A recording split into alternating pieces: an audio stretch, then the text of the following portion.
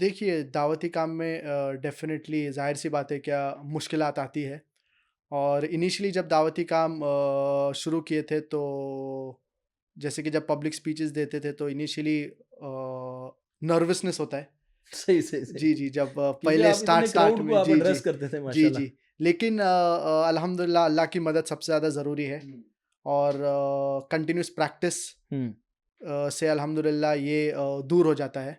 तो हर सही। एक यंग दाई के लिए यही he should first and foremost Allah की मदद जो सबसे ज़्यादा ज़रूरी है और उसके बाद जितनी ज़्यादा प्रैक्टिस करेगा तो उतने ज़्यादा ये चीज़ें दूर होती जाएँगी। लेकिन अल्हम्दुलिल्लाह अल्लाह के फ़ज़्ल व करम से अल्हम्दुलिल्लाह ये दावती काम में अल्हम्दुलिल्लाह अल्लाह सुब्हानहू व तआला ने इतनी इज़्ज़त दी है।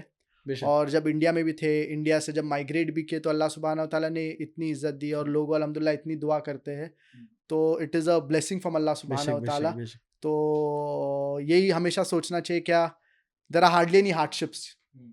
क्योंकि अगर हम देखेंगे नबी करीम सल्लल्लाहु अलैहि वसल्लम, सहाबा, उन लोग के जो हार्डशिप्स थे, उन लोग के जो मुश्किलात थे, वो मतलब आप कंपेयर ही नहीं कर बेशक, सकते हम बेशक। लोग से। बिल्कुल ऐसा। तो दाई को यही सोचना चाहिए कि there are actually no difficulties.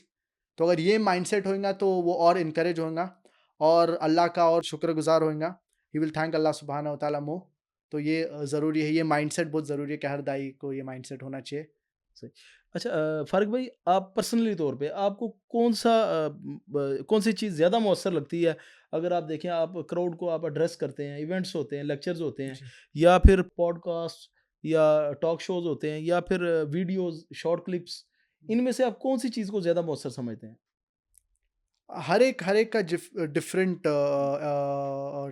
Different होता है। जैसे कि बेनिफिट्स लेक्चर्स डिफरेंट होते बेनिफिट्स हैं। डिफरेंट होते हैं सही। और जैसे कि लॉन्ग लेक्चर्स के हुँ। जो इफ़ेक्टिवनेस उसकी अलग है, सही।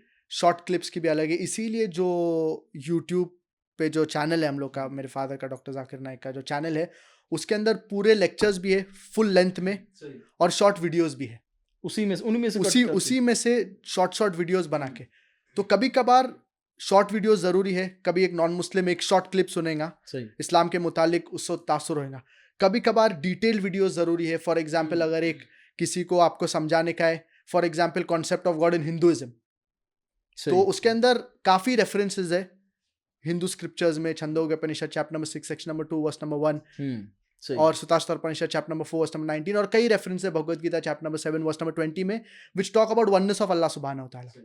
तो ये आपको जो दाइस के लिए काफ़ी हेल्पफुल है, ये इन डिटेल वीडियोस। हुँ। जब वो सही। नॉन मुस्लिम्स हिंदू से बात कर रहे हैं, तो किस तरीके से उनको कोट करके बात करेंगे।